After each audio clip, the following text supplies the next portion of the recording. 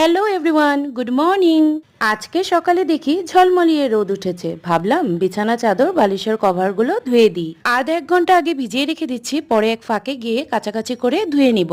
সুপুত্র শুনেছ, কিন্তু আমার এই সুবর দু হাত দিয়ে একদম শাক বাছতে লেগে পড়েছে। আগে এমন ব্যাপার ছিল যে পেট যতই ভরা থাক 3 বেলা তো খেতেই হবে। 15-20 বছরের কথা বললে কি হবে, তখন তো কচি ছিলাম, এখন তো বয়স বাড়ছে। এ হরি, বয়স বাড়ছে বললাম দেখে আবার ভাবছো না তো উপরে যাওয়ার সময় চলে আসছে? দেরি আছে গো, অত জলদি ভগবানে আমারে টানতাছে না। তোম করে কে তালে ভালা ভালা ভিডিও দিব, কিন্তু এখন প্রায় সময় সকালের খাওয়া স্কিপে করে দিই। আবার যেদিন খিদে পেলো, আজ যেমন, তাহলে তো পেট খালি রাখার কোনোই চান্স নেই।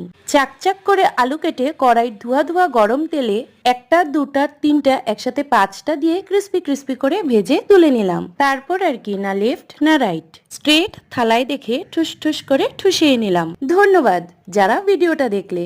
Good bye.